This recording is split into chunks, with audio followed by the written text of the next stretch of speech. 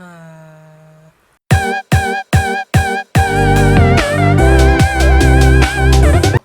Hai, Assalamualaikum. Hari ni kita nak bercerita lagi pasal penjenayah di atas muka bumi ini. Okey. Kita punya tema cerita hari ini adalah pembunuh yang gay, yang lesbian. Okey. Nama dia ialah Alan Wuornos. Okey, kisah dia ni agak sedih jugalah. Kalau kita tengok dia punya perjalanan hidup dia, kita fahamlah kenapa dia tu nak membunuh. Mana datang dia punya masalah jiwa dia tu. Okey, kita mulakan. Kita mulakan sikit dengan kisah kenapa dengan si Alan Wuornos ni. Alan Wuornos ni dia dilahirkan pada 29 hari bulan 2 tahun 1956.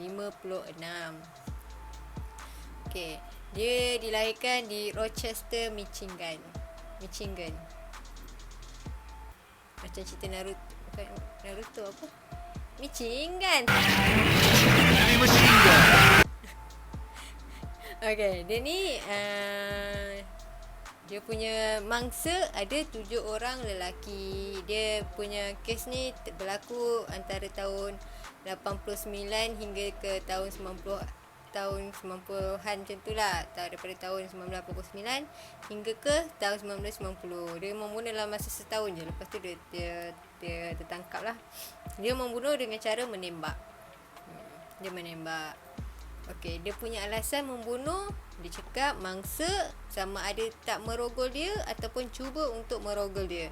So, dia punya pembunuhan tu adalah sebenarnya untuk self defense dia. Dia katalah kita pun tak tahu kan sebab dia yang ada time tu. Tapi alasan dia itulah, dia kata self defense. Okey, dia ni dijatuhkan hukuman mati sebanyak 6 kali.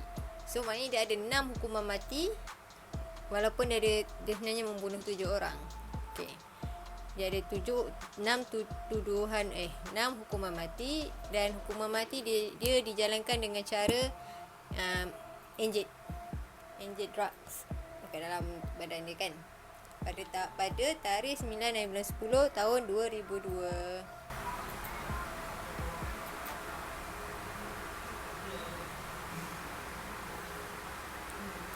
Tinglam. Mak dia ni nama dia Diane Wuornos. Bapaknya nama Leo Dale Pittman. Diorang ni berkahwin masa umur mak dia 14 tahun dan umur bapa dia ni 16 tahun. So dia berkahwin diorang, dia ada seorang abang yang bernama Kids. Lepas tu masa mak dia pregnantkan dia, mak bapa dia ni bercerai. Lepas tu bapak dia ni pula ada sakit mental, iaitu skizofrenia. Okey, bapak dia ada penyakit mental. Lepas tu bapak dia ni pula dipenjarakan atas kesalahan mencabul kanak-kanak. Bapak dia ni pun memang ada masalah lah. Kisah hidup dia memang sedih. Kisah hidup si Alan ni memang sedih. Lepas tu bapak dia ni bila dipenjarakan ni, bapak dia ni bunuh diri dalam dia punya apa nama orang panggil tu, sel tahanan dia tu, dengan cara menggantungkan diri. Lepas tu lepas mak dia pula dah lepas cerai dengan bapak dia, mak dia ni abaikan dia, tinggalkan dia, buang dia lah, dia dengan abang dia diorang. So lepas mak dia buang dia diorang, dia dengan abang dia tinggal dengan atuk dengan nenek dia yang mana dua-duanya kaki botol. Memang kaki botol lah. Memang kehidupan kau memang sedih lah. Lepas tu so bila dah jadi macam tu, dia ni daripada umur dia 11 tahun dia dah start liau. Dia umur dia 11 tahun tu dia dah start menjual diri dia untuk dapatkan sama ada rokok dadah ataupun kadang-kadang untuk mendapatkan makanan dia nak makan. So dia untuk dapatkan benda-benda ni dia menjual diri dia pada umur dia 11 tahun. Baru 11 tahun dia dah menjual diri dia. Okey. Lepas tu kan dia dah jual diri dia umur 11 tahun. Selain daripada dia menjual diri dia, dia juga ada membuat hubungan seks dengan abang dia. So sumber mahram lah. Dia dengan abang dia. Atuk dia juga memang seorang yang setan. Sebab atuk dia claim atuk dia juga pernah merogol dia dan memukul dia. Lepas tu bila nak merogol tu kan, atuk dia akan suruh dia buka baju dia sendiri. Strip off lah dia punya baju. Baru atuk dia merogol. Lepas tu dah merogol tu, masa umur dia 14 tahun dia dah pregnant anak atuk dia. So anak dia nak panggil atuk dia apa? Ayah ke atuk? Kan? Masalah betul. Bila dah pregnant, bila dia beranak, anak dia tu dia bagi dekat rumah kebajikan. Sebab siapa nak jaga kan? Atuk dengan nenek pun dah kaki botol. Lepas tu atuk pula rogol mak dia. Rogol dia. Tapi anak dia siapa nak jaga? So dia bagi dekat rumah kebajikan untuk dibuatkan untuk dibuat ni lah, anak angkat siapa-siapa yang nak kan. So tak lama lepas dia beranak tu, dia berhenti sekolah. Nenek dia pun meninggal sebab kegagalan hati berfungsi. Hati botol kan. So itu memang dia punya penyakit favourite lah untuk kaki-kaki botol ni. Okey. Lepas nenek dia meninggal, umur dia 15 tahun, atuk dia halau daripada rumah. So dia bila dah kena halau tu, dia duduk dalam hutan lah. Dia duduk homeless lah macam tu. So untuk dia support diri dia pun melacurkan diri dia. So memang dia ni sebenarnya memang dididik untuk melacurkan diri dia. Memang kehidupan dia ni memang berkaitan dengan pelacuran. Kesian kan. Lepas tu masa umur dia 18 tahun, dia punya, ini antara dia punya jenayah-jenayah dia yang lain lah. Dia banyak sangat kes jenayah dia. So yang antaranya dia mula daripada sini lah. Masa umur dia 18 tahun, dia pernah kena tangkap sebab dia bawa kereta mabuk. Lepas tu dia buat kecoh. Lepas tu dia menembak di dalam kereta yang dia bawa tu. So maksudnya dia dah lah bawa mabuk kan. So dia menembak pula secara rambang. Lepas tu tak ada siapa-siapa yang cedera lah, tapi dia still kena tangkap. Okey, lepas tu lepas kena tangkap tu, pada tahun 1976 dia jumpa jodoh. Jodoh umur 69. Okey. Umur 69, seorang club presiden. Seorang club presiden. Okey. Dia club tu Yacht Club. Yacht yang kapal tu kan. Yang nama dia Louis Gretzfeld. Okey, lepas dia berjumpa tu, dia pun berkahwin. Lepas dia berkahwin ni, dia ni pun ada selalu buat masalah lah. Dia ni selalu bergaduh dekat bar. Memang kaki gaduh lah dia ni kan. Mabuk gaduh. Lepas tu kena tangkap. Lepas tu dia ni pernah juga pukul laki dia dengan guna tongkat laki dia sendiri. Sampaikan laki dia ni filekan perintah larangan tu, yang tak boleh datang dalam berapa ratus meter tu. Restraint order. Okay. Bila kena perintah larangan tu, dia pun baliklah Michigan. Dia balik Michigan pun kena tangkap lagi sebabnya dia pukul dan buat kecoh dekat dalam bar. Dia buat kecoh tu, dia ambil bola snooker tu, bola cue snooker tu, dia baling dekat kepala bartender dekat bar tu. So dia kena tangkap. Lepas dia kena tangkap tu, masa tu juga abang dia mati.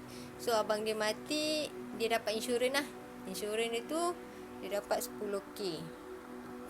10k tu dia gunakan untuk bayar dia punya, dia kan macam ada masalah kan, so untuk bayar dia punya saman-saman. Lepas tu dia pun hidup mewah lah time tu, beli kereta lah, beli apa semua kan. 10k masa tu 10k banyak tahun tu 10k memang banyak. Okey, lepas minggu dia kahwin tu, dia pun cerai dengan laki dia. Okey, lepas cerai tu next dia punya life dia pada tarikh 20 hari bulan 5 tahun 81 dia kena tangkap lagi. Sebabnya dia buat rompakan bersenjata dekat kedai serboneka.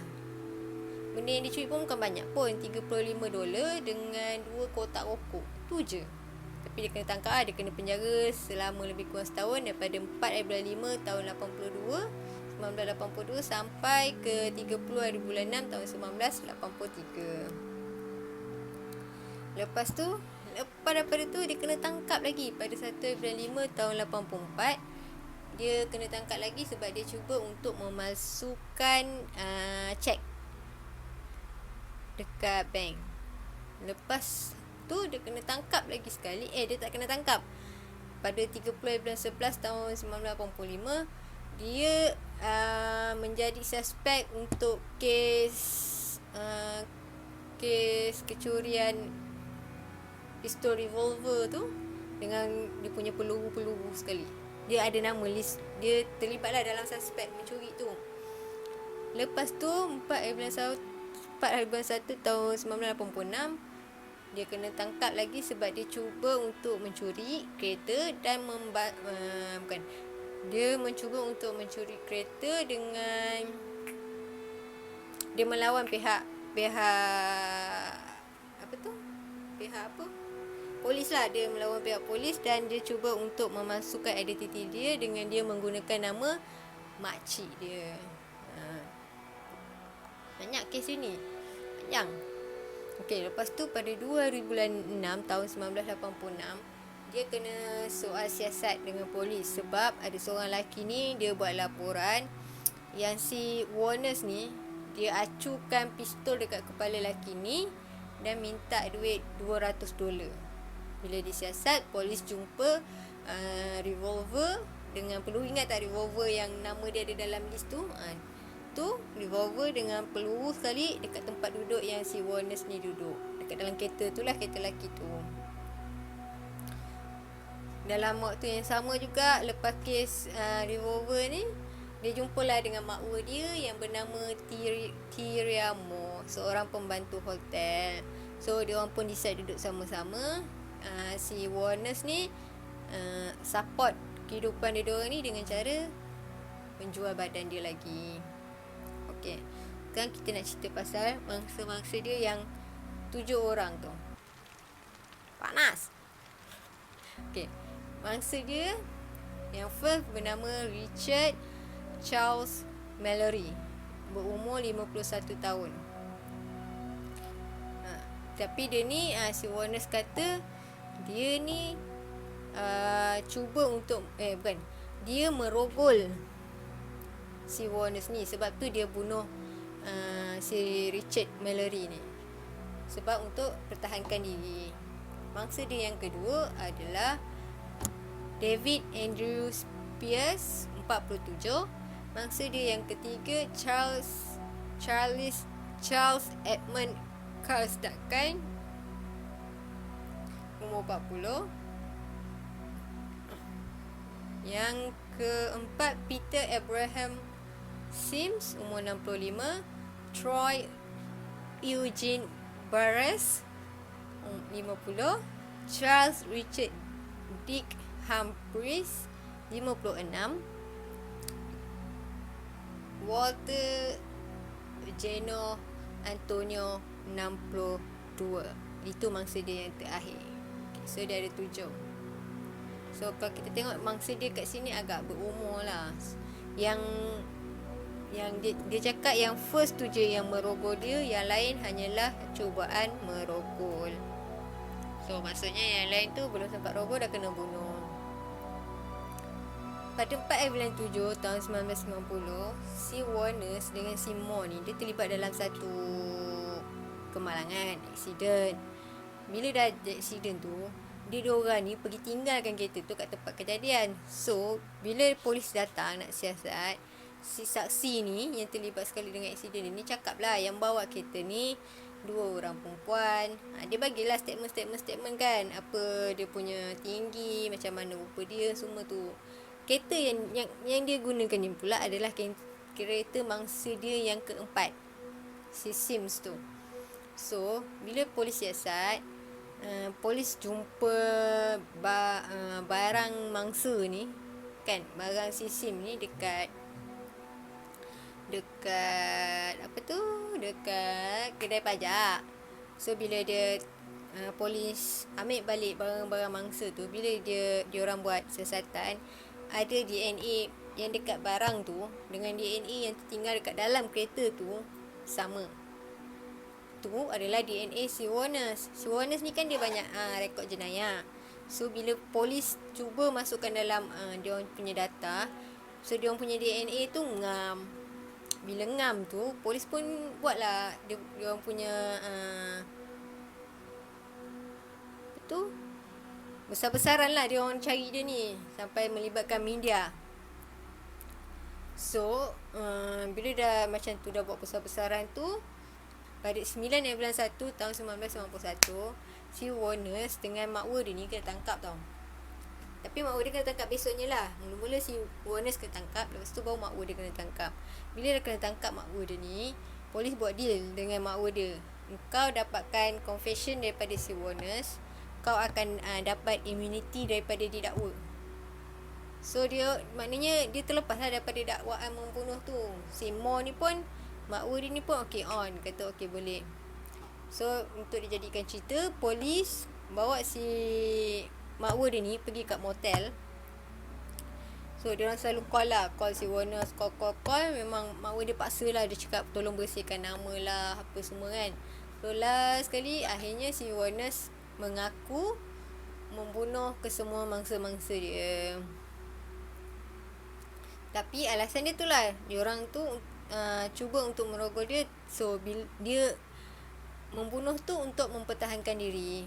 Okey, pada 19 bulan 1 tahun 1992, dia didakwa dekat mahkamah untuk mangsa dia yang pertama, Mallory. Lepas tu pada 27 bulan 1 1992 tu, dia dijatuhkan hukuman mati sebab memang bersalah. Tapi psikiatris cubalah pertahankan diri dia, pertahankan si Warners ni. Dia orang guna alasan dia ada borderline personality disorder dengan antisocial personality disorder. Dia ada masalah mental lah. Lepas tu pada 31 bulan 3 tahun 1992, si Warners ni dia mengaku membunuh mangsa dia yang kedua, yang kelima dan yang keenam. Yang ini dia cakap Tuhan bagi kebenaran dekat dia untuk membunuh. Sebab yang nombor 1 tu memang rogol dia. Tapi yang lain ni semua hanyalah baru untuk cubaan merogol. So bila dia dah mengaku 3, hukuman mati dia naik jadi 4 dah. Kan? Nombor 1, nombor 2, nombor 5, nombor 6. Ni semua kena hukuman mati. Okay. Pada bulan 6 tahun 92, si Warners ni pula mengaku yang dia pun dah membunuh yang nombor 3. Lepas tu pada bulan 2 tahun 1993, dia mengaku dia membunuh yang mangsa dia yang nombor 7. So dia sekarang ada 6 hukuman mati, kecuali mangsa dia yang keempat, si Sims tu, yang kereta tu lah. Sebabnya dia orang tak jumpa mayat Sims ni, dia orang tak jumpa. So dia orang tak dapat nak hukum, nak dakwa dia lah. So bila macam tu, dia pun ditangkap, dah jatuh hukuman 6 hukuman mati tu, masa dia pun kena penjara lah. Bila dia kena penjara tu, Bila dekat dalam penjara tu dia dia pun tak adalah banyak cerita pun, tapi banyak tak banyak jugalah cerita ni. Dia ni cuba untuk dapatkan hak sebagai manusia. Dia kata dia nak dilayan sebagai manusia dalam penjara tu. Biasalah penjara kan, mana nak layan elok-elok kan. Yang itulah dia cuba protes. Dia cakap aku yang bunuh dia orang. Aku yang rompak dia orang, dan aku akan buat lagi. So maknanya tak ada sebab lah untuk biarkan dia ni hidup. Kalau nak hukum je aku. Dia kata macam tu lah lebih kurang ayat dia. Sebab dia kata dia memang akan membunuh lagi. Lepas tu dia kata dia ada terlampau banyak benci dalam diri dia, dan dia bosan orang rasa cakap dia gila. Kan banyak psikiatris yang diagnose dia kan. So dia kata dia sihat. Dia mampu, dan dia bagi tahu perkara yang sebenarnya. Dia mampu untuk membunuh, dia kata. So dia kata dia memang bencikan manusia. So dia akan membunuh lagi. Itu alasan dia lah. Okay. Lepas tu dia ni, kisah hidup dia ni dijadikan cerita tau. Seorang, siapa ke nama, Broomfield, jadikan dia punya kisah kehidupan dia ni sebagai satu movie.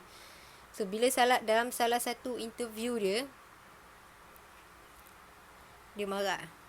Dia kata kau dah sabotage aku. Dia cakap dengan pengarah tu lah, kau dah sabotage aku. Society, polis dengan sistem semua dah sabotage kehidupan dia. So, mangsa rogol ni dijatuhkan hukuman dan didakwa, kau jadikan cerita. Dia kata terima kasih lah. Macam tu lah dia cakap dengan dengan pengarah tu. Tapi kawan baik dia cakap tu bukanlah untuk pengarah tu sebenarnya. Dia cakap untuk general semua orang. Macam so dia dijatuhkan hukuman mati pada 9 hari bulan 10 tahun 2002. Dia lepas tu mayat dia mayat dia ditaburkan dekat salah satu pokok dekat Michigan, dekat kawasan rumah dia. So kita boleh nampak lah dia ni sebenarnya ada terlampau banyak kemarahan dalam diri dia. Bayangkanlah daripada kecil dia dilayan macam mana kan. Senang cerita kata dia tak dididik dengan betul. Dah lah tak dididik dengan betul, dirogol, dipukul, terpaksa jual diri untuk dapatkan makanan. So dia memang dah terbiasa dengan kehidupan macam tu. Okay, so itulah orang cakap setiap kejadian ada sebabnya. Kita tak boleh sesuka hati untuk menghukum. Kita tak ada dekat tempat dia, kita tak tahu apa dia rasa. Gitu. Walaupun perbuatan dia tu salah, tapi ada kisah dia. Memang kesian lah kehidupan ini. Memang sangat kesian. Okay lah, sampai di sini saja. See you next week. Bye-bye.